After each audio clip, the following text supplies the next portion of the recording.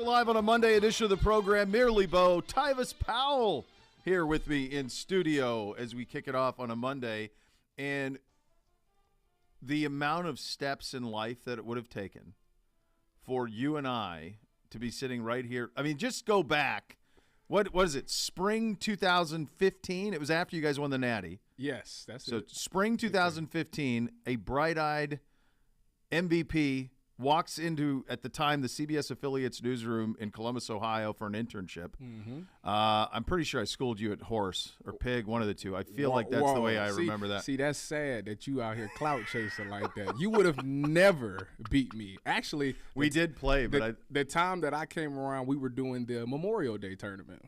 The Memorial Tournament. You were interned with us the whole spring, though. Yeah, I was. Yeah, we went out once and went shooting. I did not fare well. No. I didn't shoot well. No. Sad. It was really sad display. If we play pig, I'll probably dunk all the time. Just because you can't do that. Why not? That goes against all policy. That's not true. I mean, like if I'm playing my 8-year-old and I do that. You got to all be able to make the same type of shots. You can go left hand, right hand. You can't do dunk. Bo. Then I would have to do like a layup version of a dunk. It sounds like to me that you're admitting to the listeners that you're not athletic enough to dunk a basketball. I'm a man. I'm 40. I'm barely athletic enough to get up the stairs. Do you think? What are you talking about? Do you think Michael Jordan can still dunk? Do I look like Michael Jordan, sir? You got something there. I mean, what are we talking about? So the idea, though, that here we'd be all these years later. Yeah. Life comes here we are fast. at the Browns facility doing Cleveland Browns Daily on a Monday edition. Man. You doing well? I am doing fantastic. I hear you had a wonderful weekend. I thought a lot of hoops. I'm a little jealous. You'll get it soon enough. You'll get it soon enough. The girl's going to come along. They're going to want to be into sports. Who's going to coach them? You're going to coach them. No, my wife says she's going to, because, my wife played basketball in high school. She was really good at it, and, she's going to force it on them. I'm not. No, she won't. I'm not a fan, but she's going to force it on them. They're going to pick at their own. You know why? Because your kids are interested in what you're in. That's true. That is true. They go to. I had somebody tell me that once. It was the best. I was on a golf course out in California, and he was watching his son on the driving range. I'm like, God, I'd love for the boys to get into golf. And he's like, well, make them. And I go, what do you mean, make them? I'm not making them do anything. He goes, your kids are interested in what you're interested in. So if you go golf, they'll want to golf because when they're little, they want to do whatever you do. That is true. So you're out shooting hoops. They're out shooting hoops. Well, that's funny because now I got how you get the little hoop and you put it on the back of the door. Yes. So I get those and I'm always shooting at the house. And my oldest picks up the ball and she passes it to me all the time. So I shoot and then she say, pick me up so she could dunk. So she's into it. She's definitely Your oldest is how old? She's 2. Okay. Best advice I ever got from Satch Sullinger, legendary coach at Columbus, Northland. His son, Jared, was a 2-time All-American at Ohio State. When the boys were little, his piece of advice was this, and I tell it to anybody who will listen if their kids are going to play hoops or anything. He said, never let them, when they're little, like 6 and under, don't let them shoot on a hoop they can't touch, and don't ever let them play with a ball that's too big. Because what happens is, if you do that, if you make little kids shoot on high hoops, what do they got to do? They got to bring it from here. Mm-hmm. So the form's screwed up. Yeah. So if they can touch the rim, they can shoot it correctly, and it'll go all the way through. So small ball when they're little, short hoop. I'm about to so they can touch it. I'm about to go home and lower the little tykes. That's today. it. Yeah, get it low so she can dunk and shoot straight. That way that'll keep that form. And that was sad. He knows a little bit about it. He's a good man. What did you make of the Pro Bowl games at large? You know what? I thought that I wasn't going to like it. I'm not going to lie. Okay. I'm like, man, they taking the competitive edge out of it. It's a historic game that everybody knows and grew up with. But I was a fan. Bo. I know you probably don't feel the same way. No. I have a feeling that now I haven't seen ratings yet. So I'm waiting on I don't those. think the ratings was high. I don't think a lot of people watched it. So the Thursday night was the highest rated. It was interesting how they tabled it, but it was the highest rated original sports programming for that night. Mm-hmm. So does that disqualify NBA games because they're not original because they're on all the time? I didn't understand that part of it. I think it would, actually. I would think so, yeah. So it felt like there was a lot of qualifiers, and then I didn't see the actual number. I'm waiting to see what the numbers are Sunday. What I said last week, and I think it's going to hold true, is this. This was better, but will be less watched.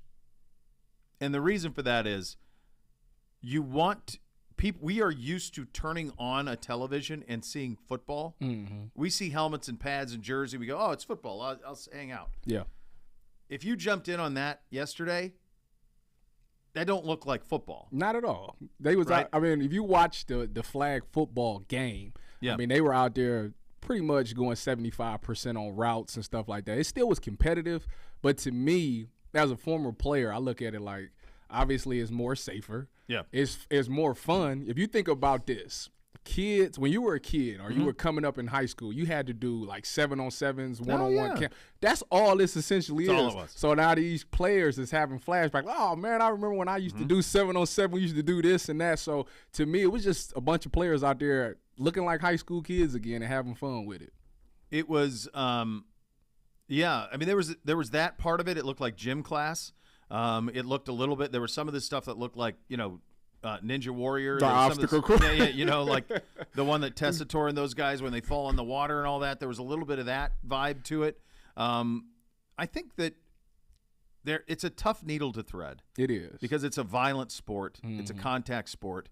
And you can't really half-ass it. If you do, you get hurt. You can get hurt. And especially if some are and some aren't. Yeah. You can have, Sean Taylor – He was not 100% around. every He's time. all in. Yeah. So you almost have to have an agreement that we're going to go 75% and kind of go through it. But I asked Joe Thomas about this a couple of weeks ago. I said, well, how hard is it to like gauge what percentage you're going to go?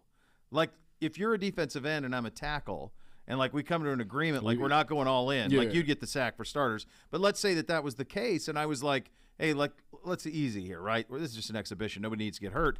But then all of a sudden you get a little close to my quarterback. Do you amp it up? And then I'm like, oh, then I got to respond? Yeah, that's pretty much how it goes. Because if I'm playing wide, if I'm at corner and I'm going up against a wide receiver, he's like, hey, man, we going 75% today. And he goes out there and he routes me up on the route. Now it's like, oh, no. See, now we cutting it up. Now it's, instead of 75, I'm going 85. Now now we going back and forth. I'm jamming you at the line. Now he going to turn it up. Next thing you know, we out there going 100%. That's the thing that makes it hard. We were talking about the kids. So my kids loved it. They watched it Thursday, loved it. They were all into like where the quarterbacks were hitting on the targets. They were all dialed into that. It's like for example, Myles Garrett. I mean, we knew Myles was athletic, but the way he was jumping up over the wall and getting under the little thing, like that's impressive. You know, that's more fun. You get to see these athletes be athletes. You get to see the true athleticism in some of these players because a lot of people see D linemen or D tackles and be like, oh, that guy's big. He can't move like that. But you put them in an event or a course where they have to showcase their athleticism, then it's like, oh, man, I didn't even know he could move like that. So it's more interesting. I think kids would be more into it than the average fan. You know, the other thing you hit on there that I think was probably really effective, you said I could see. No helmets. Yeah. So now you could see. You know who your guy is. You know who your guy is. Yeah. Like, now you can see. Because honestly, most of my kids' knowledge of football comes from Madden. Yeah. That's how they know the rosters. That's how they know. Every kid. That's it. Like 2K, that Kyrie Irving trade over the weekend. Yeah. I'm like going through it, and they only send Kyrie from the standpoint of how good of a player he is. And like Parker, my 9-year-old's like, Spencer Dinwiddie, Dad. And then he was like telling me like who the other starting five was on the Mavs. And he's like, well, they still have such and such. And I'm like, who is that? How do you? I don't know. Yeah. I go, how do you know the Mavs starting five? And it's because of 2K. I play that game all the time. Play that game. Did it land for you, Gibby? Did you like the Pro Bowl? I told you Thursday night I was fine with a little water balloon toss. Yeah. It was something different. Yeah. But it was a background. It was. I watched the highlights. I did not watch it live yesterday. I was doing other things, and it was not top of mind until I got a notification that Myles Garrett went down. And then I was like, with no context. There's just a notification. And I'm like, well, all right. This will ruin my weekend. Let's go see what this is about. I was lucky enough that I was not watching when that happened. And by the time I saw it, it was already that it wasn't catastrophic. Correct. So if I were watching it live in the moment, and now that I've seen like the replay of it, I mean, that's how they used to play the game in the sand in Hawaii. Do you remember this? Do you know Robert Edwards? Do you remember this story, Tyvis? No, I don't know Robert Edwards. Robert Edwards was a running back out of Georgia who had a damn good rookie year with New England and was a Pro Bowler. I want to say 1,000 yards, something like that. They played at that time. They would play the game, but on Saturday they did kind of like the NBA did. They did like an All-Star Saturday, Pro Bowl Saturday thing. Yeah. Okay, like skills competition like stuff. They do the long toss with the quarterbacks. They do the 315 who can bench you the most. Yeah, I remember that. So one of the events was a beach football game, and Robert Edwards was in the beach football game, and his knee crashed. Like, it wasn't a compound. Yeah. Like, his entire lower leg was twisted. Okay, so he's in the beach, and his knee's shredded. And then they obviously don't ever play that again. I don't remember if he ever played again. I know that there was a settlement. I want to say there was a settlement between the NFL and him on a liability. Was he like going hard when this happened? Or I mean, they were playing hard. I mean, but I mean, you're in the beach. Yeah. You can't be playing no football on the beach. Yeah, that was not a great idea. No. Not at all. Yeah. Not at all. Wow. I don't recall if he ever played again. It feels like he went through a lot of rehab. Maybe he did play a little bit, but he missed like a full year. He had a cup of coffee with the Dolphins in 2002, a couple years after it all went down. Yeah. And then he was with the Montreal Alouettes and the Toronto Argonauts. So he did get it rehabbed. And done by 2007. That's unfortunate. He was on the all-rookie team in the NFL in '98. Yeah. And it was that year when it happened. I wanted to say that there was a lawsuit. I wanted to say that he got some. I wonder if that can. He got it right. I'm pulling it up right now. I want to see if there was a video. Oh, the video you don't want to see. I do actually. No, I gotta see it. Yeah, he ran for 1,100 yards as a rookie. He was out 4 seasons after the injury. Yeah, 4 seasons of football. I mean, I felt like that when Willis McGahee he went down in the championship game. I said he's done. He was a first-round pick, so at least he got that. He got that cash. But I'm pretty sure that there was an injury settlement there. I don't see it anywhere on here, but that's what I thought of when I saw the Miles thing. I mean, thankfully it was already rectified by the time I became aware of it. Yeah. I mean, it's that's it.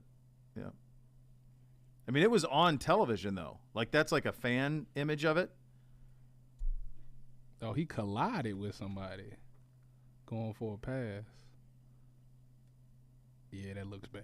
It was bad. I mean, he was out 4 seasons. I shouldn't have looked at it. You was right, Bob. I'm sorry. Yeah, it was a bad deal, man. Really, really bad deal. But so that was when that's always what you weigh in this is the injury part of it, right? Yeah, and I think for the most part that's why, they tried to do a bunch of events that required nobody around them. Obviously, when they was doing the courses, it was they had like 10 yards within each other, so nobody could collide there. I didn't think any of the events that they did in those courses were tough. The one that I watched before I was falling asleep was they was letting the linemen catch punts. Who could catch the most That was punts. fun. Joe Antonio put on a clinic. Who would have known? And I was telling my wife, I said, you know what? You can tell the guys who comes out to practice early because when I played, the specialist always comes out, I think, kickers and returners come out 30 minutes because they have to catch punts off the jugs or off the leg, off the foot. And I used to go out early because I used to stretch and have like this little routine I did. And one day I'm sitting there watching the return, like, teach me that. Let me see if I can catch this. So they taught me, like, when the ball is in the air, you got to look at the nose of the ball. It's going to tell you which way it's going to drop. So I'm up there looking at it. I'm like, oh, and I caught it. So I told my wife, I said, listen, they ain't looking at the nose of the ball. That's right. So it shows me Batonio has definitely been out there. He didn't call some punts for sure. Well, I'm guessing, like a lot of those guys in high school, maybe they did that. Yeah. I mean, Batonio was an all-state basketball player. Yeah. He did more than play offensive line in high school, I got a feeling. Another thing, you could tell how athletic people are. Who would have thought that Joel Batonio was that great of an athlete?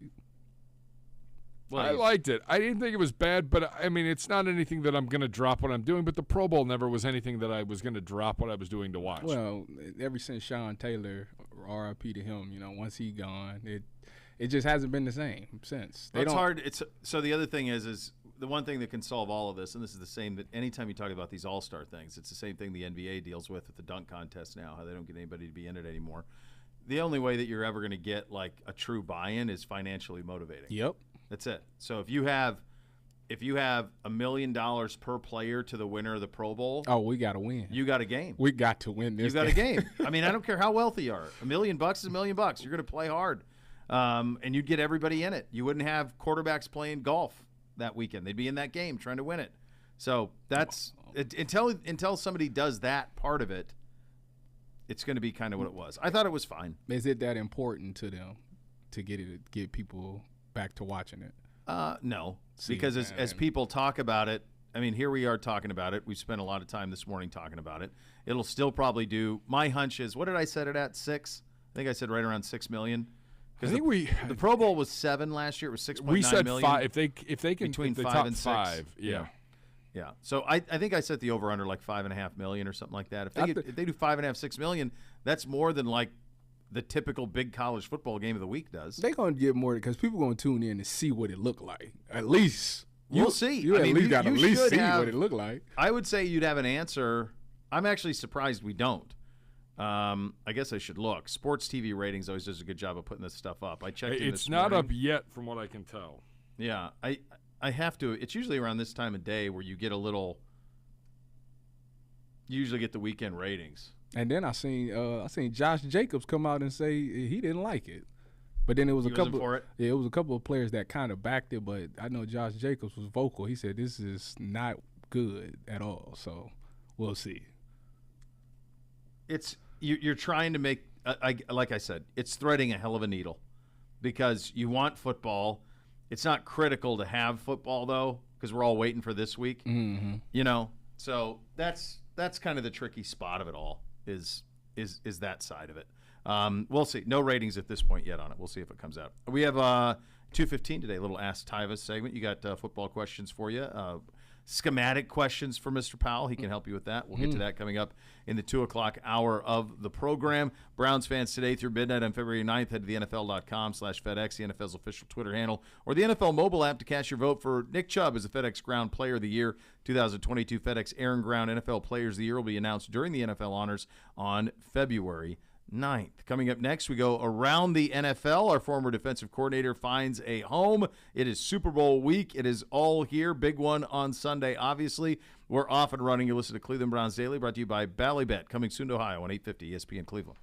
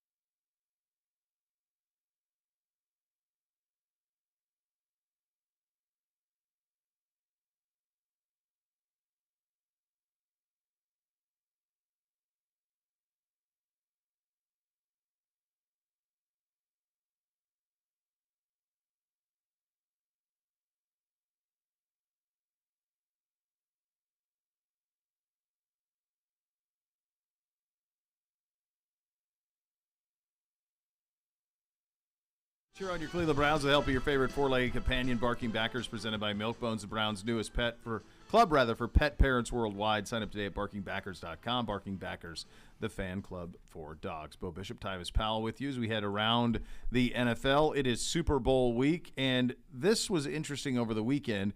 The NFL is considering banning hip drop tackles this offseason, according to NFL Chief Medical Officer Alan Sills.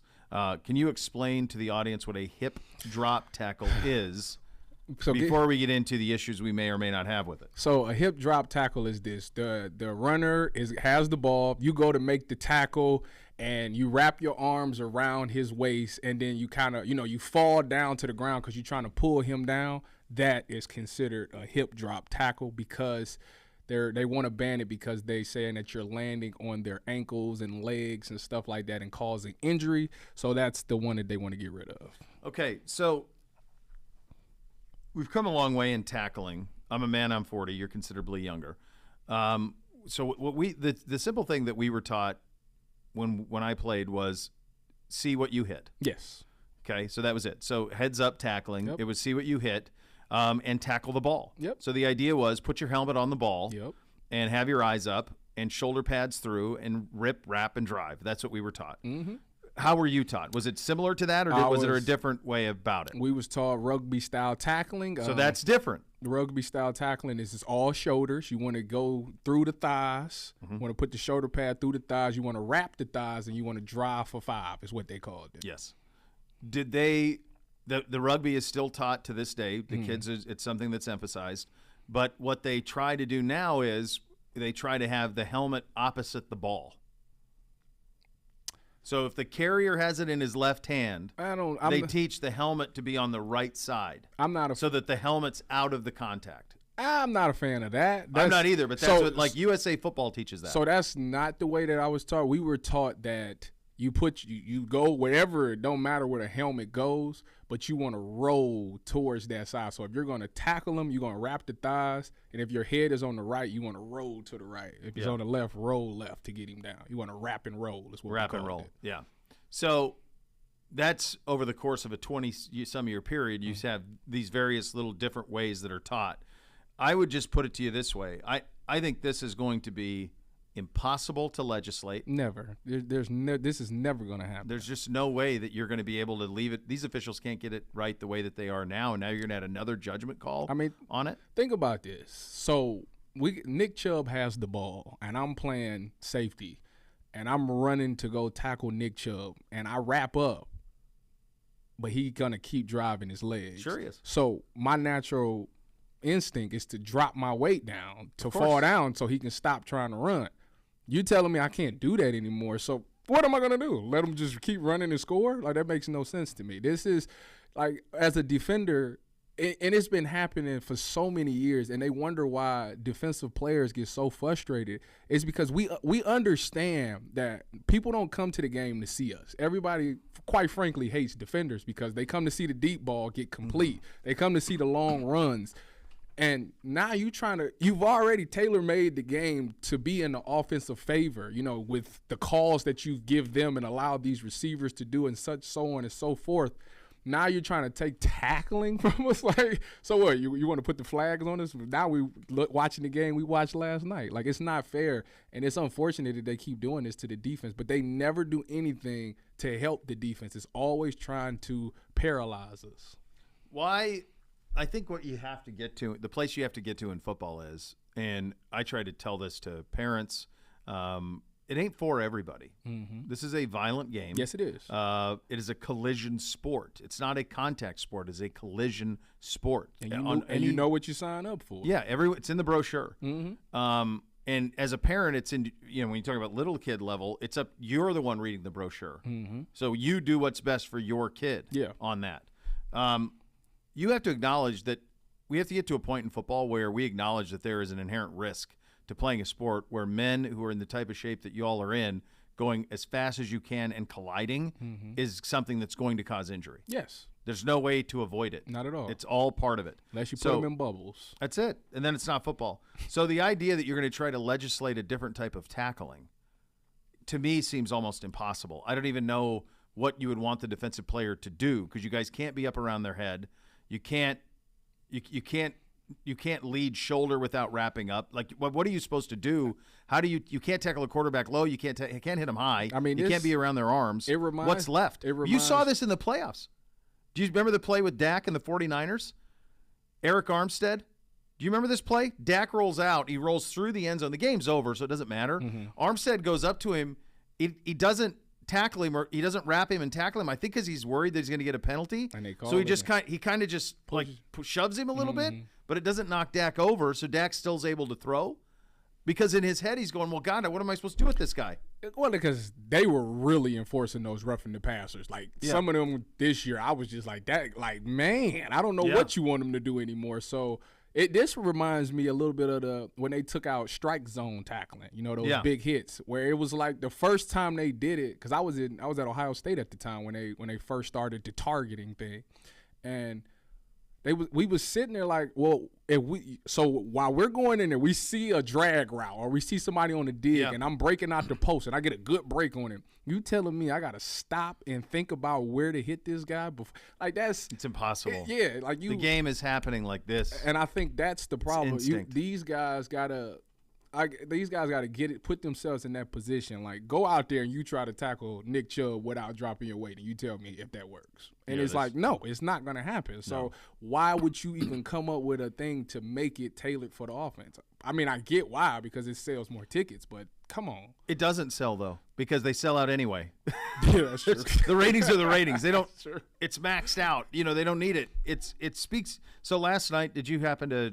I don't know if either one of you guys saw this. Did you guys see the Baltimore 30 for 30 last night on their first Super Bowl? No, I did not. Okay, so it was on their deep.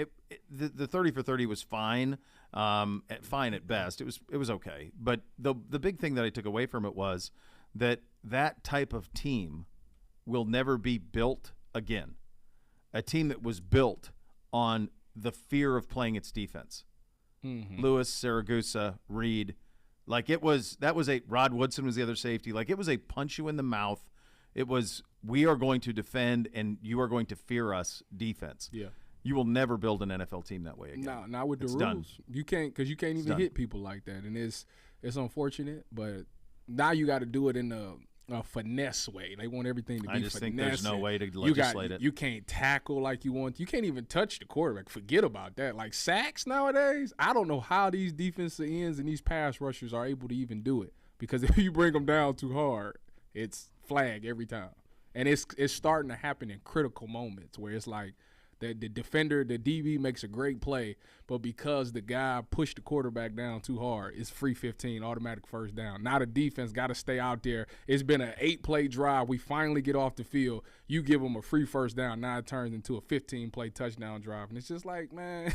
So it happened in the AFC Championship game with Mahomes, where they shoved him, at the end. Like, it's one of those things where, yeah, if you slow down the film frame by frame, it is. There's no question. It's unnecessary roughness. By letter of the law, it is. But you think of the decision that's being made in the millisecond it's being made. He goes from either pushing him out of bounds. If it's a half step earlier, he's just shoving him out of bounds. Yeah. But that half step, which happens like that, cost him 15 yards, got him a field goal, AFC Championship. And now it flipped. Now the spirit of the law, right? Now think about this. Next season come around, that same kid get that same opportunity again. Right. He going to pull off. That's what happened with Eric Armstead against Dak. And now the quarterback going to take off up the field. He's going to act like he's going here, and then he's going to cut it up. Yeah, because it's like we can't touch him. So they've got to find a happy medium on this. Quarterbacks, they are in the weight room as well. They do everything that every other player on the team does as far as lifting, conditioning, all that. They can take a hit. Well, the other thing, that all changed with the Brady injury after they went undefeated when he got hit low, and then they said, well, you can't hit low. Well, now you can't hit, and you can't hit high, and you can't grab their arm. So it's a pretty small window to be able to get to the quarterback. And so you wonder why you see this offensive explosion we've seen the last 10 years. It's all for a reason. 49ers left tackle Trent Williams telling reporters he's coming back for sure amidst retirement speculation during Saturday's Pro Bowl games festivity. I heard Brandon Ayuk say yesterday as well that I heard that too. You saw that 49ers got the best team. Nobody could tell him otherwise. I don't have a problem with it, except if you just take quarterback out of it. Yeah. Like, take away quarterback, they probably do. There's no real holes. No, it's not. I mean, there's the most diverse offense you'll find in the league. No, because you can say, well, I guess you can't say that. I was going to say maybe at corners, but Charvarius Ward had a really good season. But I think they lost 2 corners. They lost Emmanuel Mosley and they lost Jason Verrett for the year. So they was down 2 corners, and they still had the number 1 defense. So right. So, I mean, if you just they're a quarterback from being take quarterback out, and I don't have a problem with what he said. I thought they probably are the best roster in the NFL aside from the quarterback position. We did see the news this morning. Our former defensive coordinator Joe Woods, you know Joe, of course, from your time in San Francisco, signed as the new defensive coordinator. Were you in Seattle when you were with Joe? Joe was in San Fran. San Fran with you? Yeah. So he is the new defensive coordinator with the Saints. This has been official, hasn't it? Have the Saints made this official? There's been a ton of reporting on it today. I haven't seen anything official, but okay. There's been all a lot indications of are this morning that it was happening. Which is weird because they got rid of Chris Richard, who was my first DB coach in Seattle, who actually was the defensive coordinator in Seattle. Then I repaired with him again in Dallas. They got rid of him to bring in Joe, but they kind of spit the same philosophy, so similar language. Right, so it will be an easy adjustment for players. Well, that's good nothing official from the Saints. Happy for Joe, too. He was a good dude, always a stand-up guy when he was here, so good for him. Didn't take him long, right back at it. The Panthers have hired former Broncos defensive coordinator.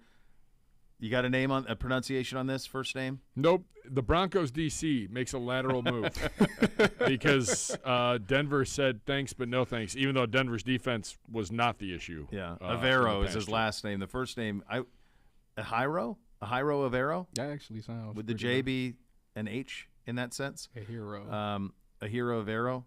So he's really good and real talented. He's been up for every job, whether it's a head coach or coordinator since the season ended, I feel. Yeah. But Sean Payton was going to bring in his own guys for that, so he goes to Carolina. It's a good hire for Carolina. Yeah. He lost Vic because Vic going to Miami. Remember, Sean Payton was paired with Vic Fangio. I'm guessing that stopped as soon as he took the Denver job. Yeah, that's what I said too. Different ownership. No way he's going back to Denver. Even though he could have double dipped. I'm sure he's still getting paid from Denver. Different ownership too. So it's different checks from different folks. Yeah. Cowboys have named team consultant Brian Schottenheimer as the new offensive coordinator. How many opportunities? We were discussing this before the show. How many opportunities does a guy get? Like Brian But yeah, it's McCarthy calling the plays. Just keep getting. Well, his father was like. I understand. I'm just saying, like, at what point are we like his father, the diminishing results? They looking at it like, well, first of all, it doesn't matter because the head coach is calling the plays anyway. Right, but my guess is offensive coordinator Dallas Cowboys is a decent paying job. That is true. Right? And there's probably some people out there who, I don't know, you feel like maybe they deserve a shot at the thing. Well, and when was the last measure of success Brian Schottenheimer's had? When was the first? Hot take. Got something there. Flaming take. Is it? I don't know. I mean, he was with the Jets for a while. He was with Seattle. Seattle. It was a disaster. Man. I mean, I don't know what it is where there's there is. He got like good input. Marty's a legend. Yeah, he's legend.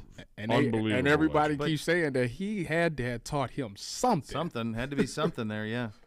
Cardinals have narrowed the field to 3 finalists for their head coaching vacancy: Brian Flores, Lou Anarumo, and Mike Kafka. The 3 there. Nothing's still in Indy, right? No, and we were talking about that as we were getting ready for the show. I know that the entire Colts contingent went to Philly to meet with our OC on Saturday. I believe you had that on Thursday. I did, yeah. And it sounds like they might just be content to wait till after the Super Bowl to make this call. They want to give it to Jeff so bad. They do, definitely. They're going to do everything in their power to give it to Jeff. Yeah. The one thing I think that's interesting about this Cardinals search is only one of these guys is an offensive guy. So the most important player in their organization based on where he was drafted and what they're paying him is Kyler Murray. And so if you hire a defensive coach, who do you bring in offensively for Kyler? And how do you make sure they stay? Well, you would have to get a good offensive mind that can make it work. Everybody always throws out the name Eric Bieniemy. He must not interview well. Because he's been up for 1,000 jobs. The thing about him is that a lot of players don't really give him his praise. Like I remember I was watching LaShawn McCoy back when I think it was earlier this year. Patty Mahomes and him got into it, and LaShawn McCoy like tweeted out was like, "This guy don't do anything. He don't. It's all Andy Reid. Everybody keeps giving Eric all this credit, but it's all Andy Reid." So I don't know. Maybe that's it. That he getting in there. Everybody kind of figuring out that you not what everybody think you are. Yeah, he's been in that spot for a long time.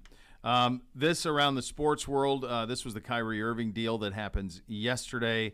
Dorian Finney-Smith, Spencer Dinwiddie, unprotected 2029 first, seconds, and 27 and 29 in exchange for Irving and Markieff Morris. Kyrie has detonated every situation he's been in, save for here. Like this one, the one here, as I understand it, anytime you talk to those guys that were around the team at that time, LeBron wanted to put him in a deal. You were here at that time, Gibbs. Yes, sir. So LeBron wanted to put him in a deal for Paul George, right? He got wind of it after the season and said, "I'm out. You don't want me here. I'm out." But up until that point, he didn't have any. There was no issues with Kyrie here. Not at all. Everybody loved Kyrie. Kyrie was a lot of people's favorite player. I mean, obviously everybody had the respect for LeBron, but everybody respected Kyrie because, I mean, he kind of brought energy back in here. Now, they weren't winning games, but you remember the All-Star games where he was crossing people over. He gave some excitement. He was the Rookie of the Year. Yeah, so that's why a lot of Cleveland fans were tied to him when he was here. And I don't know what's gone on with him ever since he's left here, but he definitely does blow up locker rooms, and he leaves people high and dry. You think about he left Durant.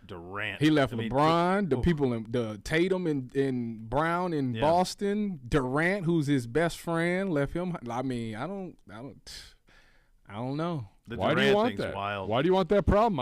I'll tell you why. 27 and 6. He's a great player. 27 and 6. He is but at some point when it goes bad, it goes. But then what if it never goes bad? Well, it's gone bad. It'll go bad. This is the deal. Talent, pain in the neck. Okay? Until the pain in the neck goes above the talent, it's true. Which there's it a will. place for you. And that's sports, that's anything in life. That's true. So you'll put up with a lot. I mean, he's playing really well right now. Where does this put the Mavericks in the West to you? Nothing. I don't think that means anything for them. I mean, they did go to the conference finals last year. They lost to Golden State. I think if anything, it shows Luka that they're willing to spend money, that they're willing to build stuff around him. But it's just they're a not rental. going to extend him. It sounds like. I don't think they will. They I'm better. Sure. They gave up. Well, I guess you didn't care about. Would you give him money? I give him a 1 year deal. I give him 1 year deal. It's all it's going to be is a series of them. Here's what's going to happen. He's going to play out the rest of the season here. Then LeBron's going to force the Lakers to take him on. Because you saw the tweets from LeBron. Maybe it's me. Yeah. My favorite part of the whole story is, you know why he ended up in Dallas? The number one driving factor? Because the GM said you could go anywhere but L.A. No, the owner, Joe Tsai, of the Nets, anywhere but L.A. said, I don't care the Laker package. Out of spite, I'm not sending him there. I like when spite's involved. I like a good spite trade. I would imagine you would make this trade with at least knowing that you're going to extend this guy. Why would you give up your players and picks? Well, there's role players and it's picks in 2029. Who knows? And if you're good, those picks don't mean anything anyway. That's true. So, I mean, a first-round pick in the bottom of the lottery in the NBA, it's all just a diminishing. It's almost as soon as you get to the draft, it's worth less. It's worth more on paper than it ever is in the draft. Well, that's why nobody takes the Lakers picks then. Yeah, they're those two picks. Well, the thing is the two Laker picks that are out there, very likely the Lakers are going to be brutal. Those could be great picks. Yeah. Because they're aging, man, in a hurry. LeBron's going to break it tomorrow. Kareem's record. You going for, what do you need, 60? 36. Yeah. So you think he's going for 40 tomorrow? I bet he has 25. Who they playing? Pelicans, isn't it? Or is it the Pelicans? Stand by. I don't think it's the... No, they just played them. Thunder. Thunder. Oh, they're one of the worst teams in the league. Yeah, he might break it tomorrow. Yeah, he's gonna break it in L.A. If not, then it'll be against Milwaukee, which Kareem played for the Lakers and Milwaukee. Yeah. He should do it in a hook shot. I bet he does. Skyhook. I bet he makes it. I bet he does. He's smart. He knows this. You saw him practicing it? Yeah. I think he's got a pretty good sense of the history. He's got to do it in L.A. I mean, the only positive thing those fans have seen this year. Well, I think that the thing that's hard for him is, like, you're in the shadow of all of that greatness. Like, Magic Johnson's omnipresent. Kobe is even more than that, especially posthumously. Like, you have to give them something for them to love you. You're going to live the rest of your life in L.A. He gave him a championship that nobody saw. Bubble. In a bubble. Y'all going to do him like that? No, I'm not. I'm telling you. That's why he's desperately chasing a second. If you're coming looking to me for anything LeBron positive, I don't offer it. It's something that he's got to get one more there. He does. That isn't in that bubble. I guess it's hard. Because that bubble one is a weird one. It's got an asterisk next to it. It's earned, but it was like it was a weird. That's weird. It's weird. People wasn't. You had to be locked in for it. I tell you that, because you hear all the players talking about they just couldn't be in the bubble no more. You had people sneaking out to go get wings. Well, he was, and LeBron said, the other thing was, and you knew this as soon as they decided they were going to do that bubble, you knew that he would get them locked in. Like, Anthony Davis was in his prime. They were rested, healthy. Mm-hmm. There was no wear and tear of the season. Nobody had played a game in 4 months. Yeah, that did. So he was dialed in on that one, and it was pretty obvious. We'll get Tyvis' thoughts on what he made of the Browns' defense this year and what needs to be improved under Jim Schwartz. That's coming up next. You listen to Cleveland Browns Daily, brought to you by Bally Bet, coming soon to Ohio on 850 ESPN Cleveland.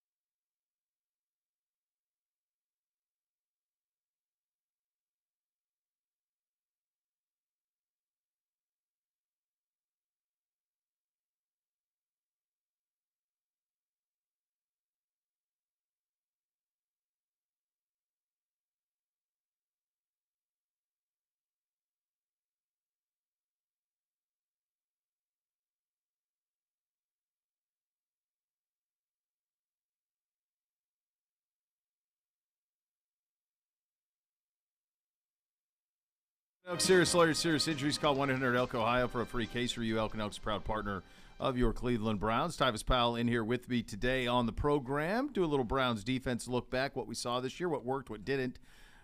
Gibbe wants to know, what was your biggest takeaway from the Browns defense last season? My biggest takeaway was this. Obviously, the season started off, it was slow. They had moments. I think the Cincinnati game was a big moment for them. Obviously, Cincinnati had some injuries.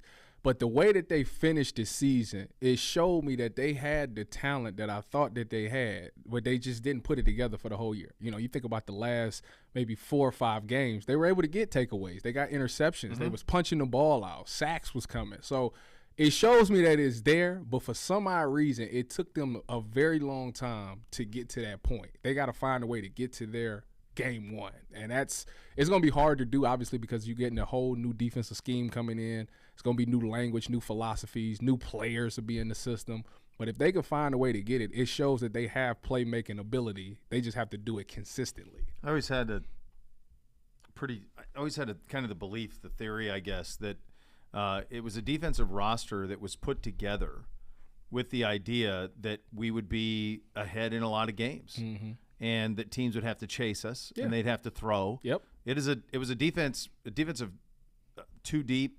The way that the roster construction was built to get after the quarterback on the edges and to be able to cover like crazy. Yep.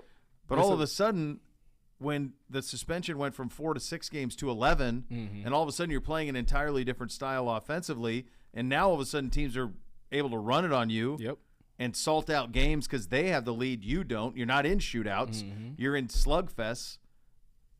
You didn't have those type of players. Definitely changed everything. They definitely didn't have it in the middle of the defense, Tyvis. Not didn't at have all. It at linebacker. Like, you didn't have thumpers. And that's the thing. You're right. I mean, you look around the league. What did this league become? It's become a passing league. And if you look at the way the Browns are constructed, we got great pass rushers on the edge. We have linebackers. Now, they're undersized linebackers, but they're athletic. They can cover space. They're able to make up with speed.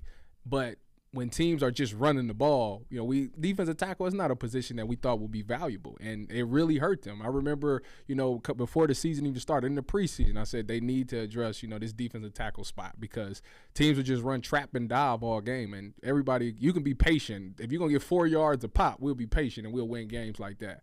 And obviously that came into fruition, and that's what they did. So I'll be interested to see how they address that. I'm pretty sure that's number one on the list this offseason. It is. I mean, defensive line is going to need a couple, they 2 or 3, and they need to get some big DT tackles in there that can stuff it. So that'll be on Andrew Berry's wish list. What can you expect the defense to look like under Jim Schwartz? Do you have any familiarity with Schwartz defense? You ever play in one? No, I haven't played in one, but I have went back and I've watched some of them Eagles games, and obviously what made them go is they had a Malcolm Jenkins on their team. Malcolm was the guy who, if you had a problem, put Malcolm on him, he'll handle it. They played a lot of man. Obviously, we all know they got the wide 9 with the DN being out a little bit further, which Myles Garrett would love.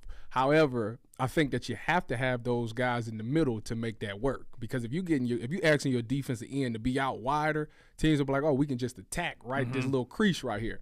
That's when the defensive tackles come into play. You got to be able to eat those blocks up. You got to have those linebackers flying in there. So at this present moment, I don't know how that would work with the way that our defensive tackles played last year. They would have to. That's why I say it has to be like the number one thing on their list. They get that situated. I'm in the minority. I kind of like the way Perrion was playing at the end of the year. It seems like he kind of got things going toward late. If he can continue to keep progressing and they pair him up with a veteran defensive tackle or a guy that can be disruptive, or maybe not even be disruptive. It was a guy by the name of Kyle Williams. He played for Buffalo. Yep. Nobody, if you knew him, if you watch Buffalo, he wasn't one that made like these big time plays all the time. He made some plays, but every defensive end and edge rusher loved him because he would take on the double teams and he would get you free. And he would help people get paid money. If you get a guy like that and you pair him up with Myles would love a guy that could eat up double teams and give him the one-on-one all the time and allow him to do whatever he wants to do because he'll be more productive. I think they can find a guy like that. Obviously, they have to be more in the veteran form. Yeah, it's that feeds into the next question, which what is the biggest issue the Browns need to address on the defense this offseason? It's clearly that. It is they need, if you think about wish list, Nathan and I talk about this all the time. you need a speed receiver. Yes, you do. You need somebody to take the top off of this Yes, defense you who can do. catch a ball. It'll make this offense. This offense is good. It will go to phenomenal if you could get one guy to stretch the field, because now DPJ can run that famous dig route and not have to worry about trying to beat a dropping linebacker or a freaking corner on him all the time. If you got somebody that's stretching the field, Amari Cooper looks better. Now I can really route somebody up and not have to worry about a double team, because now the safeties have to back off, and I don't have two people to double team me anymore. So that is a big need. So it's that.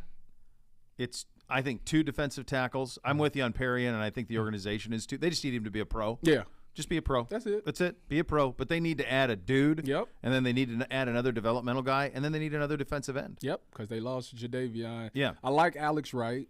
Yeah, but he's got to go, too. He has his moments, but it's not consistent, which falls back to what I was saying. But they definitely need to add another edge, and obviously a linebacker. Yeah. So I don't know what they're going to do at middle.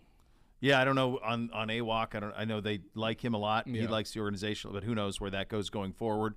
So they've got some things to sort out. What did you make of Delpit as the season went along? So Delpit was one of those guys that a lot of people crushed him, but the difference between me and a lot of people is that I actually knew the scheme that we was running. So a lot of the mistakes that were made, he would be the one that's in the area, and a lot of people say, oh, it's him. And I'd be like, actually, it's not his responsibility. It's actually this. So the only game that really bothered me from Delpit was the Patriots game. You know, when he let the tight end go, he got beat on that route. But as the season went on, he became better in man-to-man coverage. I think he might have led the team in interceptions, correct? I believe you have that right. And then he became really good in the run game. So I kind of liked the way that he was going. I'm confident having him back down in that box. I don't know what they're going to do with J3. I don't know what his situation is. I like J3. I think he's a good playmaker. I just don't know if he was utilized correctly in this in last year's system. Yeah, and it feels like that, honestly, like John Johnson and Delpit are kind of they both want to do the same thing. Yeah. And you need a true center fielder. A 4-3 guy that can go sideline to sideline in that post. If you're going to run one high. Especially if you're looking at Schwartz defense, he runs a lot of man with one high as well. So you still need a guy who's the eraser. That's what they call the post safety, the eraser. So if a guy does get beat, he can get over the top, make a play on the ball, or if the ball breaks down the middle from the running back, he's able to get it down. I'm trying to think, is there anybody in this? I don't know. Bates? Let me look. Jesse Bates would be phenomenal, but he's 26. He's a guy that's around the ball as well. Yeah. So it'd be the same. The guy, CJ Gardner Johnson. He's good. He's good. Even though he was a nickel. Yeah. Which is another need that we need. We need a guy who can play purely nickel because. I mean, I don't know if I know G. New likes playing. I don't know if he loves it. I think he does it because it's what the team needs. But if you want to get paid, you got. Well, Denzel's already gotten paid. Can he do it? That's what I'm glad you brought this up. Yeah. I think Denzel would be out of the three, out of him, G. New, and Martin Emerson. I think Denzel would be the best equipped for nickel because those nickel corners are the twitchy guys. You thinking about it, the guys that they're going against in the slot are the quick, shifty receivers.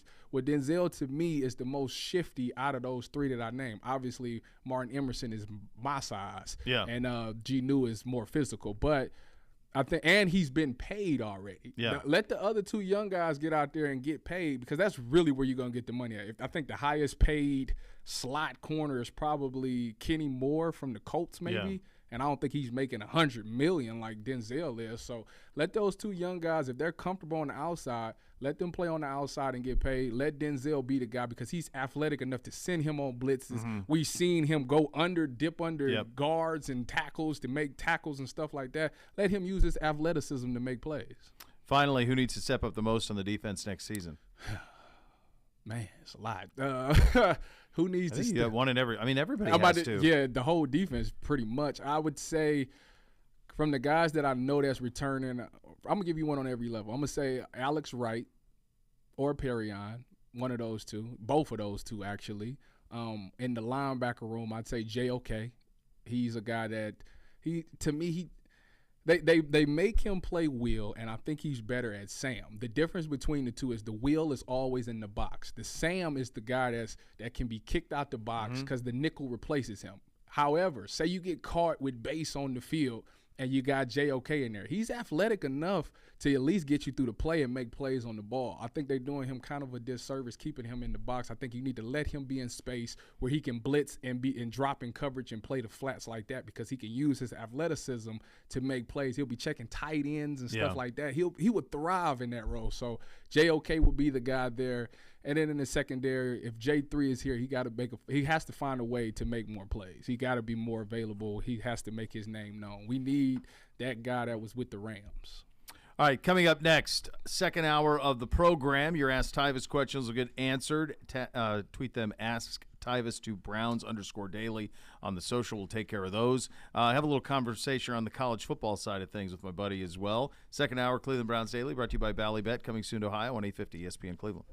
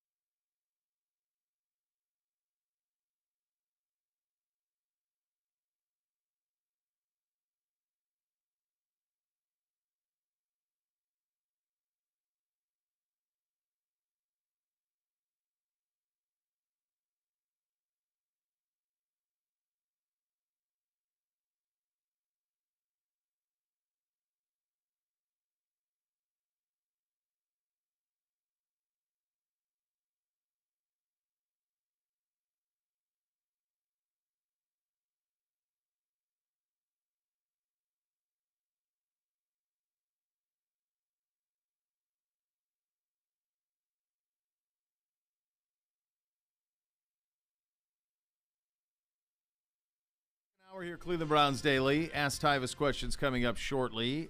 Tweet them to Gibbe at Browns_Daily. He will get to those. Our good buddy Bill Bender will join us at the bottom of the hour.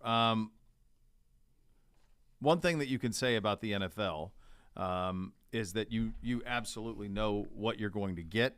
The sport has never been more popular. The sport has never been more aligned. It's never been more lucrative to play.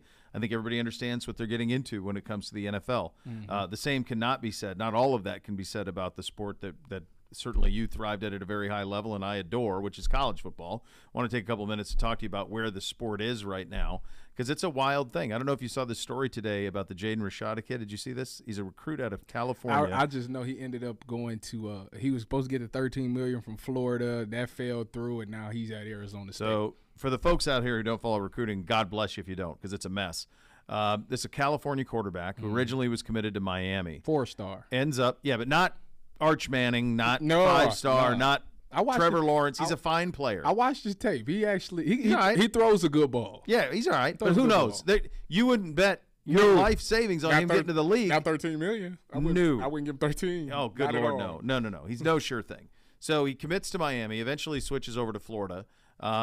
This number gets out about $13 million, right? So that money ends up, we come to find out there's a story today in The Athletic that there was a signed NIL agreement between an agent representing Jaden Rashada and his family and a University of Florida collective, okay? The University of Florida collective says, actually, we're not going to do this. The money goes away entirely.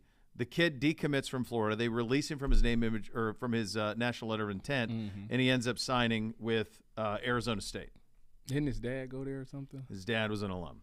Now, this is where it gets really interesting, and I want – Gibby, you got to hear this because this will blow your damn mind too. And this speaks to kind of a little bit where we are with the sport and how there are no guardrails, but it's not – the thing that bugs me is like people want to go at the kids. It's not the kids. It's not the kids' fault. This is the administrators, this is the adults in the room that have driven the sport to this point. The kids are getting what they're worth. But this is the deal that this Rashada kid signed. Called for a $500,000 upfront payment. After that, his payments would increase from $250,000 a month as a freshman to $291,000 a month as a sophomore to $375,000 a month as a junior, rounding out with $195,000 monthly payments as a senior so long as he fulfilled the following obligations. You ready for these obligations? That's all he had to do. All he had to do, because you can't say he has to play for the University of Florida because that's a recruiting inducement. Okay? He has to reside in Gainesville, Florida. Okay, so he's got to play for Florida. Go ahead. At least one branded Twitter post and one branded Instagram post a month. Oh, that's easy. Up to 8 fan engagement events per year. Oh, that's really easy. So it could be in person, social media, video. You could Zoom and interviews. None would last longer than 2 hours. He's got 8 of those a year and an autograph up to 15 pieces of merchandise per year. That's easy. That's the contract. And you wonder why somebody on the Florida end of it went, wait, what? What are we doing? So it all fell out. Nobody knows who's representing the kid. The contract isn't binding because, quite frankly, it's illegal to do. You can't do that, right? So the contract is binding. It's not worth the paper it's written on, and there's no way to police any of this. The NCAA last week comes out with the guy who's head of their enforcement, this clown, comes out and says, we are now going to say you are guilty and you have to prove you're innocent. Yeah. And I don't. That'll hold up in court. I I'm didn't sure. like that. I don't. Well, it's not gonna. It's nonsense. Because that's at the same thing. You can a recruit can just say so. Like Jaden Rashada can say, "Yeah, y'all gave me this," and they have to say, "Well, that's guilty," until they prove. But none of that. That you're just gonna get sued. That's over and over and over again. The emperor has no clothes on this thing. The thing that annoys me is the funny thing is much like the NFL, college football's never been more popular. The ratings are through the roof. The two footballs are the only things that continue to grow ratings. Everything else is receding, but the two footballs continue to grow. And you're sitting here looking at this thing and you're going, nobody knows what to do. Ohio State had National Signing Day last week. Mark Pantoni, who's the director of recruiting and communications, great guy. He says, look, we got to change the way. If a kid comes to us and says we want NIL, then you're not for us. And their attitude is much like Alabama's. come to Big State U, and then we'll take care of you and get you sorted out. Where there are some that are using it as straight pay to commit, pay to sign, like Texas A&M. Yeah. Whose class, by the way, all fell apart. I'm about to say they getting 1 year and they transferring up out of there. You know, the way I look at it, I'm never mad at players for giving money, taking money. I mean, if somebody's gonna give you $10 million to come play for their school, then by all means. My only thing is that make sure that you have the bigger picture in mind. Are you playing this game just for the money, or are you playing it to go to the NFL to be great and, you know, go to the Hall of Fame one day? Because if, I don't know, Harvard is giving me $13 million, I can go to Harvard and play, get $13 million. Of course. I'm not going to the league. My chances of going to the league and being that guy is slimmer. If I go to Ohio State, then obviously it's different, or Alabama, it's totally different. I'm going to get developed. My chances of getting to the league increase. So you got to have the bigger picture in mind when you're going through these recruiting things. But I get it. Everybody comes from different situations. Yeah. People come from, they don't have a dime at home. So $100,000 to them it will change some things around their family's life. So I get that. But you have to think about the fact that, yeah, Ohio State might not give you $13 million. They might give you $2 million, but you got a better chance of longevity of money and career. I'll tell you this. If that were real and you're a 4-star kid and someone is giving you $350,000 a month your junior year of college for all that was required of that kid, I mean, you watch the kid's tape, right? He's nice. He's got a nice arm, but it's not like you're watching him going like, oh, this is Peyton Manning. No, not at all. It's not that. Not he's a fine player, but like there's no sure thing.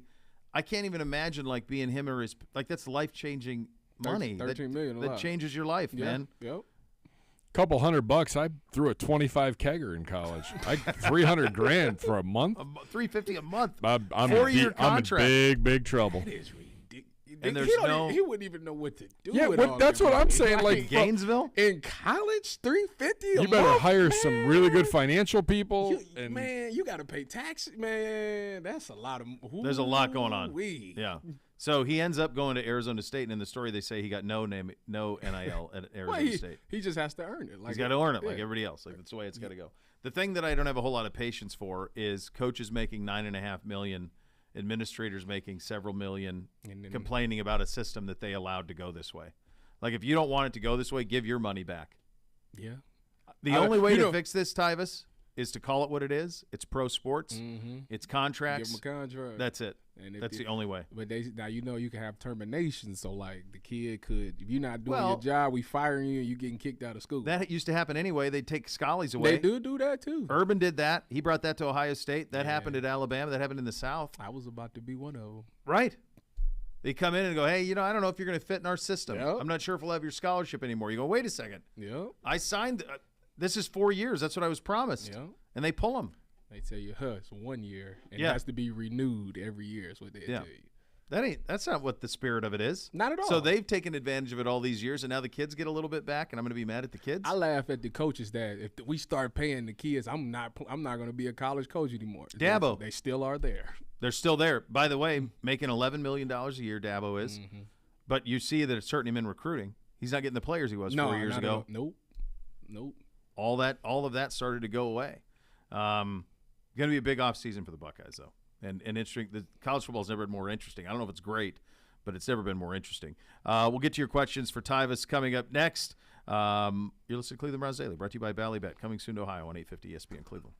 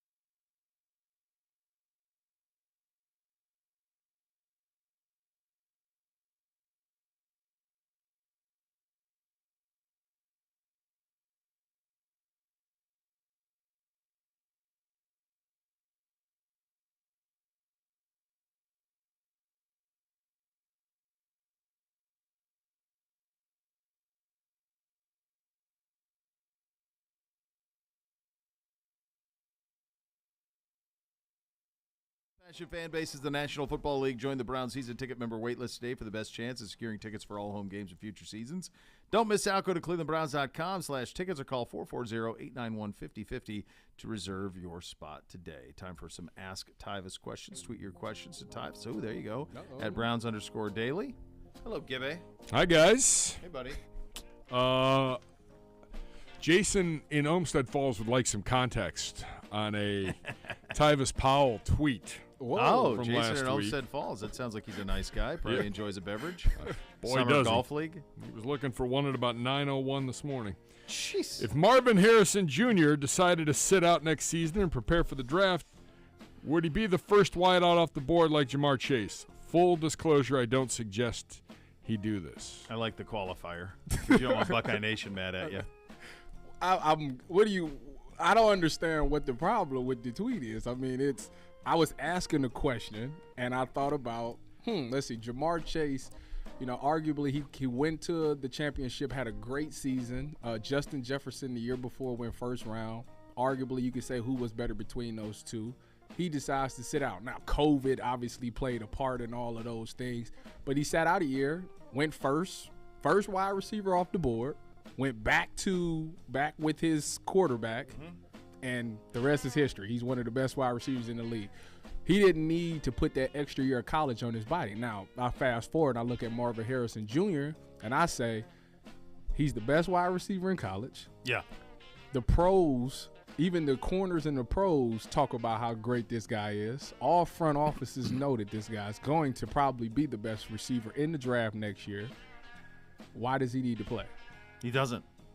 So, the answer to your question is yes. He would be the first receiver off the board. Okay, I just wanted to. No. He would have gone. The other thing, both of you. The other thing, get on the field and play. I don't want him to, but I don't want him get to it. either. I mean, I want him to play. He's a pure joy to watch. Here's the deal, though.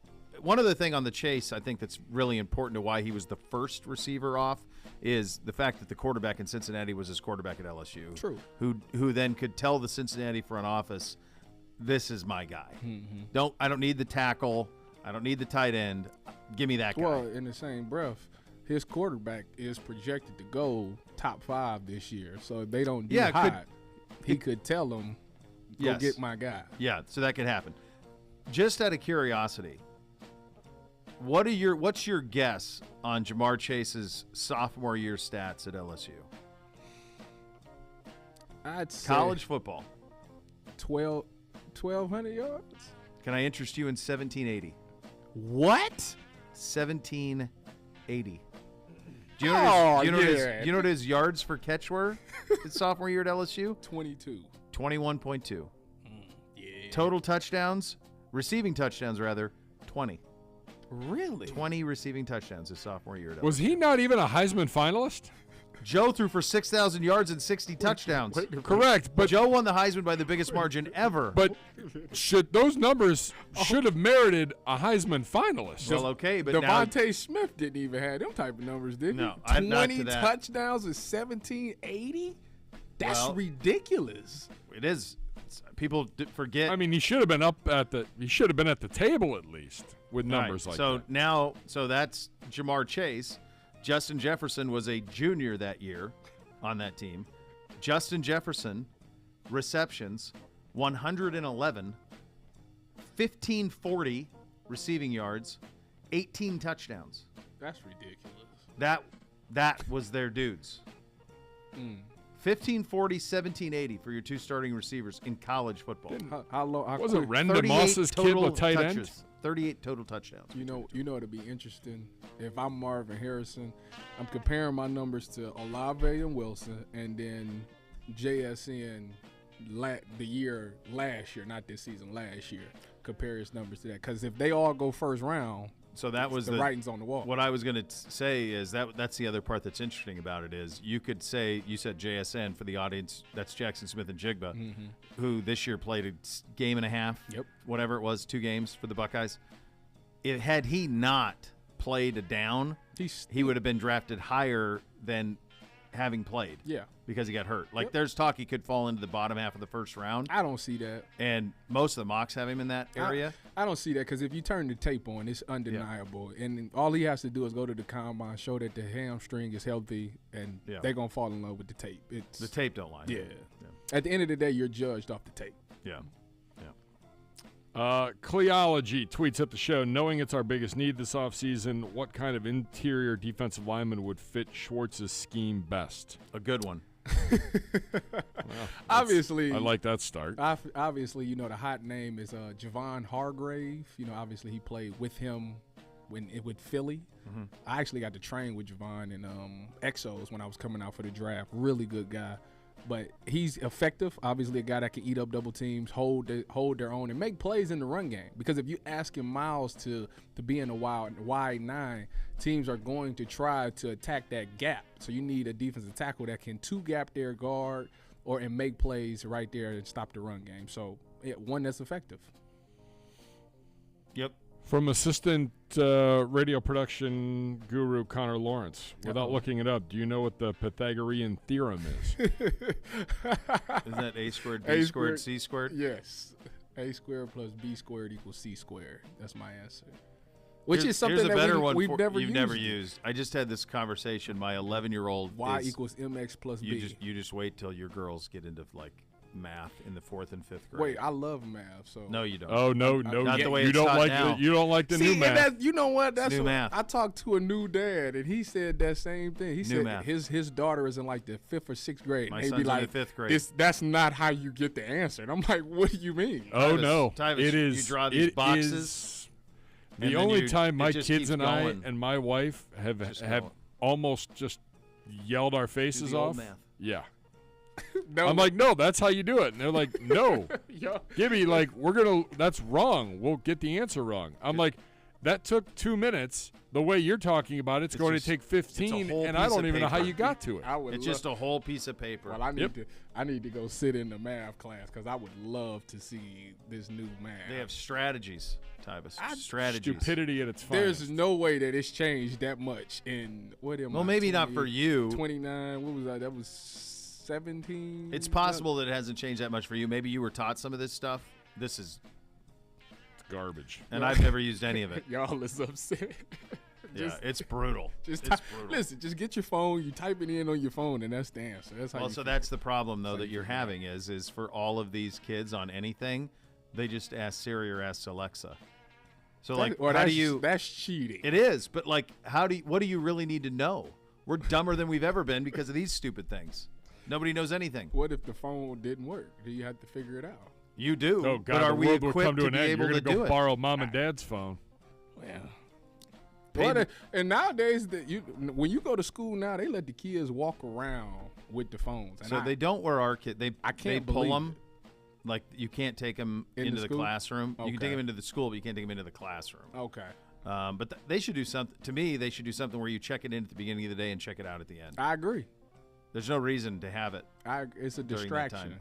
How could it not be? It's a distraction. It's all it is. Ridiculous. The kids are not equipped for it. Maybe I'm just jealous.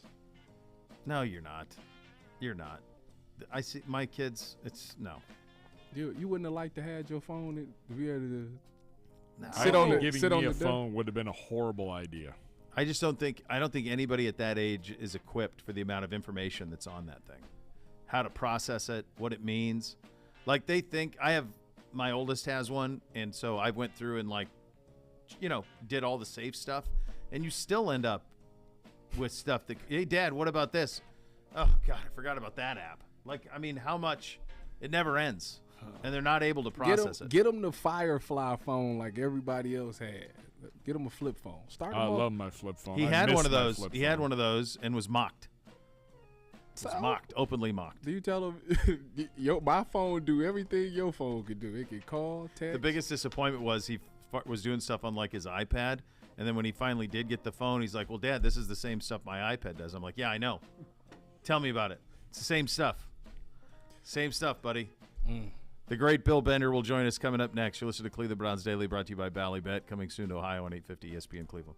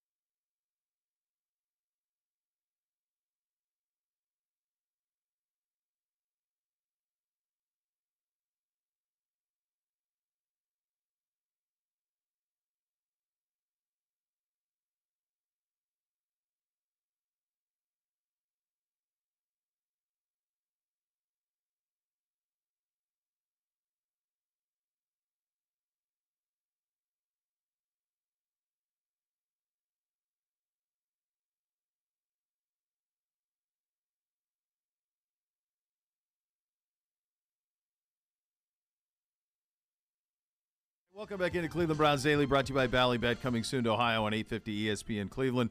Time to head out on that Twisted Tea hotline, brought to you by Twisted Tea Hard Iced Tea, official sponsor of the Cleveland Browns. Keep it twisted, Cleveland. We're joined by national writer for the Sporting News, great friend Bill Bender joining us. Bill, thank you so much for the time. Let's just start with it is Super Bowl week. These two teams, it's amazing in terms of what they accomplished. They're almost mirrors of each other in terms of record, points scored, their routes to get to this point, and yet they go about it in very, very different ways. What are you most looking forward to as this week plays out as we prepare for the Eagles and the Chiefs on Sunday? Well, I'm sure they're going to talk about Patrick Mahomes' ankle a little bit, right? So we'll see how he comes out. What kind of playmaker he's going to be, and not so much the throws because he can do that, but can he move side to side, extend plays against that Philadelphia pass rush? And then on the other side, Jalen Hurts. I mean, what a story, and what a story for Nick Sirianni, the former Mount Union player, and kind of Zach Jackson did a nice job digging into his history there. So there's a lot of good storylines. It ought to be a really good game. Bill, when I look at this Eagles team, some people think that the Eagles haven't played anybody to get to this point, and this will be their first test. What matchups are you looking for that Kansas City can take advantage of the Eagles with in the Super Bowl? I mean, who's going to cover Travis Kelce? Can anybody cover Travis Kelce? I mean, in these first two playoff games, he's made so many big catches. And, for the Philadelphia pass rush, all those guys, I think for the Chiefs, the key is who's going to get a hat on Hassan Reddick. I mean, I don't care who they were playing. They were playing the Giants and the 49ers. Those are NFL teams, and Hassan Reddick was an absolute game wrecker in both of those games. So, I mean, that's going to be another key in this game. And, the other thing is who wins third down. These are the two best teams on third down, and a lot of that is with the quarterbacks. And, you always hear coaches talking about the money down. I hate to oversimplify the game, but whoever wins those third and longs is probably going to win this game.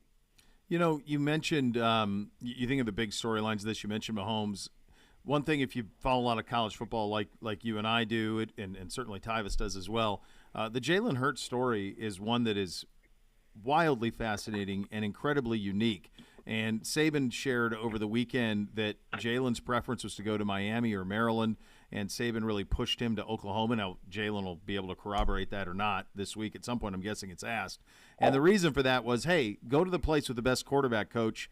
And he did. And he went to a place for quarterback finishing school. As you and I remember, I don't know how many NFL fans who don't follow college football closely remember, when he transferred out of Alabama, I mean, he was benched at halftime of the national championship game, came back his junior year, and then coming out of his junior year was basically said, you may have to play safety or another position because I don't know if you can play quarterback. And then he went to Oklahoma and became the number 2 pick in the Heisman. And then all of this has followed. This story, Bill, is a stunning example of perseverance, stick-to-itiveness, and following the right path to get to the – it's so improbable, Bill.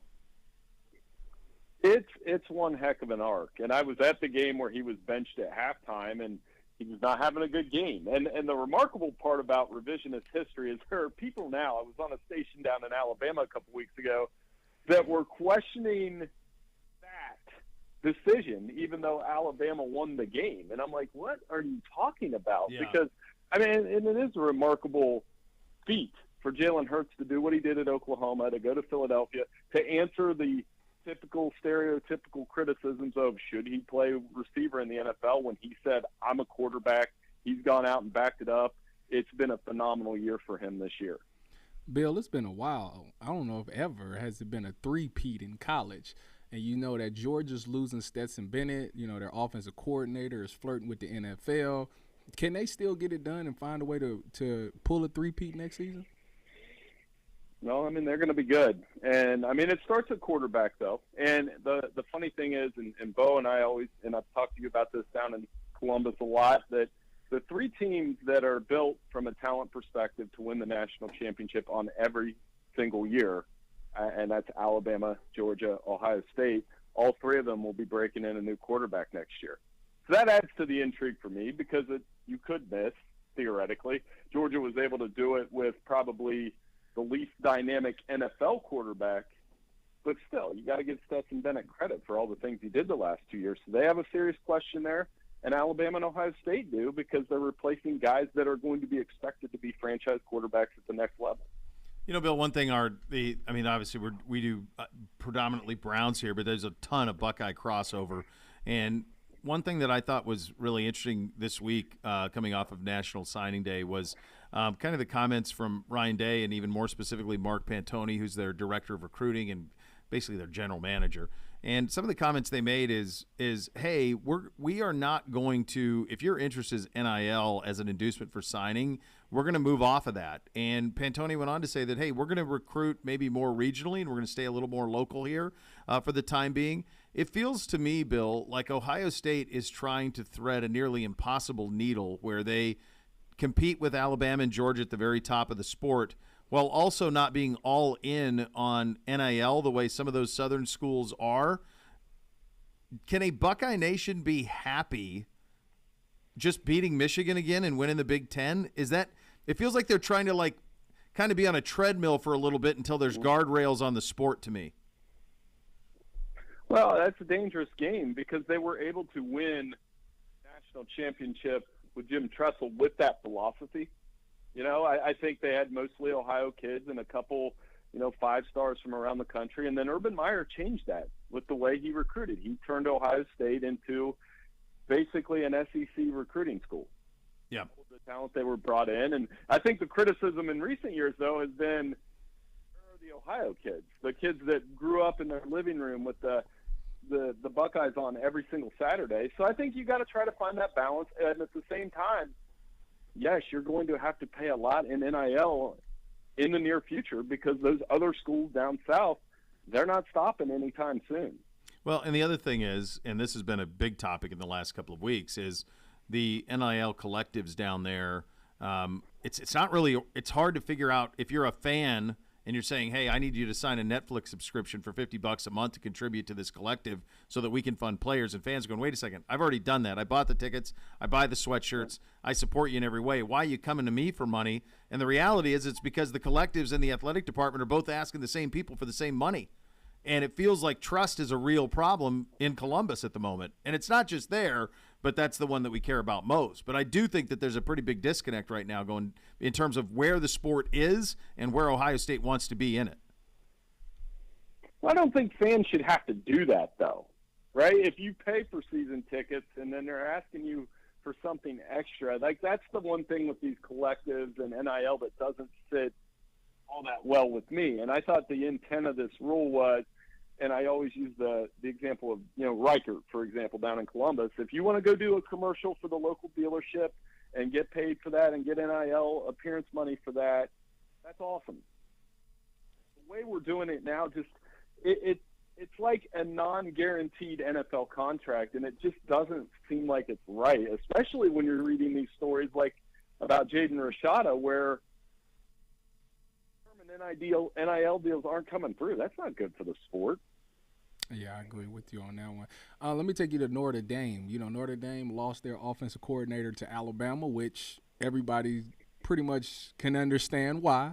Anybody that's been an offensive coordinator for Alabama has moved on to be a head coach or went to the NFL. Who do you expect Marcus Freeman to find? Because they did just get, Sam Hartman, I think his name is, from where is he from? Wake Forest. Yeah. So who do you think he's going out there to get to replace him as OC? Well, somebody that can maximize Sam Hartman and that quarterback talent because he's an experienced player, wide open passing game. I don't know that Notre Dame's going to change everything that they do, but I mean one of the things Tommy Rees was able to accomplish certainly after the Ohio State and the early start with losses to the Buckeyes and Marshall, they had a nice balance of a running game. And Drew Pine became pretty efficient there. Drew Pine isn't a superstar quarterback. They made him look pretty good. So, yeah, I think it's whoever can maximize Hartman, and it'll be interesting to see. And as for Tommy Rees, I mean, he's had a lot of successful coordinators, but it doesn't last very long, right? I mean, there's a shelf life of how long those Alabama coordinators last. Not long is the answer to it. And either you hit big and you're the coach at Ole Miss or Texas, or you don't, and you're next thing you know, you're driving Saban's car to get it washed because we've seen that from those guys too. Let me get you out of here on this one. What is your favorite thing about Super Bowl Sunday? What do you look forward to the most every year when it comes around, aside from the game? I was talking about this in Columbus this morning, and my family was very much into Super Bowl squares. It was a tradition. I have never won in my life, but every year, you throw a couple bucks in, and you and I are in that youth sports life where you're raising funds and all those kind of things for your team. But I play them every year. I never win. My kids are getting into it, and they never win. But maybe that's the family tradition. I always enjoy looking at the numbers and seeing who will win. Yeah, it's always great. By the way, just make Monday the holiday, right? We got to sort that out. It's ridiculous that you got to work the day after the Super Bowl. That's too easy. I agree. The kids are off school today down here, so I was hoping they would be off next Monday instead. Yeah, that's the way to handle that. Bill, always good talking to you, buddy. Thanks for your time. Thanks so much. All right, that's our buddy Bill Bender of the Sporting News. Joining us on the Twisted Tea Hotline, brought to you by Twisted Tea Hard Iced Tea, official sponsor of your Cleveland Browns. Keep it twisted, Cleveland. Still so much more to come. We got to get your Super Bowl prediction out of Mr. Powell. We got some news out of the NFL, a retirement and a destination for Tom Brady. That's all coming up next. You'll listen to Cleveland Browns Daily, brought to you by Bally Bet, coming soon to Ohio on 850 ESPN Cleveland.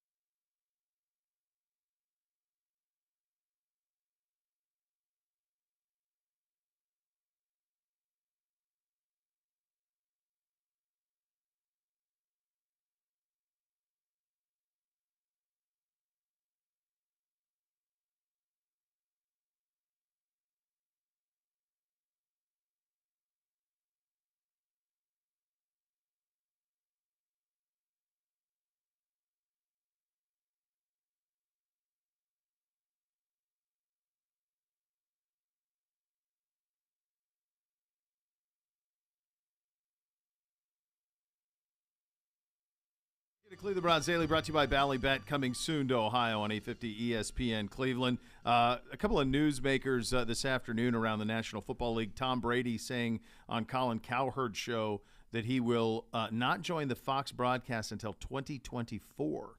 So he will take all of next year off and then join for 2024. That's good for him to prepare. And my read on that is I don't know if he'll ever be like number one broadcast guy. Really? I'm wondering if he's looking for something more in line of what Manning does, like a Omaha Productions, like Manning Cast. I could see him in that role for sure. Yeah. He's a you fun really guy. think he wants to grind? You see, Tony Romo was. He don't want to do it. Tony Romo was here, and now he's going down because he's not preparing. So it's almost you got to prepare harder doing that than preparing for a game. So yeah. Manning's just have fun with it. I mean, you just invite people over. Well, I love them, but I mean, they do tell the same stories over and over again. Mm-hmm. I do enjoy it, though. Yeah. But I do wonder if they'll rethink all of this, because I don't know that anybody thought he would be back, that he would sit out a whole nother year. How much you getting? Like $370 over 10. But you have to remember, it's also what Fox is paying for is the association. Mm-hmm. They're paying for when their network does the upfronts with the people they want to do business with. Yeah. Tom Brady's there to shake hands. Gotcha. If you're Tom Brady, why not come up with the exact same model the Mannings are doing, but just for Fox platforms? He could. You could do that. You could absolutely do that. You get with two buddies, and him and Gronk could do it. Yep, exactly. It'd be the same thing. That would sell. They just do that as an alternate for the Fox Game of the Week. Have Olsen and whatever do the other thing, and then him and Gronk do that. He could do some documentary stuff with him if he wants to. Yeah, he's not bound by anything. And I think the year off, to me, that's the first thing I read into it, was he might not want to be number one game day analyst all the time. Be my guess. The other news of the day, A.J. Green officially retiring, the former Bengals great, Georgia Bulldog receiver, retiring officially today, finished his career in Arizona. He was a problem. He was. Coming into the league, he was a problem. He was so skinny. I remember they was like, he got to take on a lot of protein shakes, and he ended up having an amazing career, obviously, with Cincinnati. Last year with Arizona, he had a couple of moments. I think he had a game-winning touchdown against somebody. Could have been. Can't remember, but yeah. Him and he was in the same draft class as Julio Jones. Pretty good class. Yes. They were byproducts of Randy Moss. Yeah. So tall, lanky, fast. Randy Moss was the first guy that was 6'4", that was fast, that they kept him out wide. Normally, if you find a 6'4" frame on a kid in high school, you put weight on him, you make him a tight end, a defensive end. Yep. Randy was the first one that went out wide, stayed fast. And what I saw when I was in the South at that time is those type of kids were influenced by Randy. And you started to see 6'4" receivers, 6'5" receivers, and there was a flood of them for a decade. Yeah. That were those type of guys. And then what happened was they found guys like you, and they said, Yep. you're going to play corner. Shout out to Richard Sherman. Because we need people who can cover those guys. Started. That was the thing. Like Cromartie was that. Yep. Antonio Cromartie was 6'3", Yep. and the head coach at Tallahassee Lincoln told Cromartie played receiver, and the coach at Tallahassee Lincoln says, not with those hips. You need to play corner because they will pay you to cover the big receivers. Yep. And so that's how that happened. And now, look, we got, A.J. Green for us is big. Martin Emerson is tall. Oh, yeah. The new thing. Yeah. And so that's all of that. I always think of that as like the Randy Moss influence. It's a hell of an influence. 2 minutes. All right, you got 2 picks for us. Oh, yeah. Free agency. Go ahead. Who 2 you got? free agency picks. I'm going with – I'm a little biased because they play for Ohio State, but they are productive in the league. Draymond Jones, defensive tackle, really young guy from Cleveland, went to Ignatius. So, obviously, it'll mean a lot more to him. He'll want to come here, and he's been effective this last season. And Paris Campbell, that's a speedy guy. He's battled injuries throughout his career, but last season was the first year he played 17 games. Very productive. Quarterback situation wasn't great, but still was productive there. And he's a guy that, with that 4.3 speed that he has, you throw him a little bubble or something like that, he can get you 6, 7, 8 yards every time. People see Paris's size and they forget. Didn't he win state championship in the hurdles? Yes, he did. Yeah. Or sprints? He might have. Sprints or hurdles? It was sprints because hurdles was 200? Denzel. Okay, so he won like the 200 at the state tournament, track champ. I feel like he did. If that's not it, then it's flipped. Denzel, whatever he didn't win, Denzel won. Yeah, they were both in that mix. 1 minute. Yeah. Who you got in the Super Bowl? I'm going Philadelphia. I like Patty Mahomes, but I just think Philly they got too much. It's too much. They don't have no flaws to me. Yeah. They've never had a chase. No. So we'll see if they get Philly, KC can chase. Yeah. We'll have to see if Philly can. They might not have to, though. Probably not. Probably not have to if they play their way. This was fun, buddy. Thank you. I appreciate it. It's always fun with you, Uncle Bo. Always good to see you. My good friend Tyvis Powell joining us here on the program. The next level is coming up next. Thanks for listening, everybody. Cleveland Browns Daily brought to you by Bally Bet. Coming soon to Ohio on 850 ESPN Cleveland.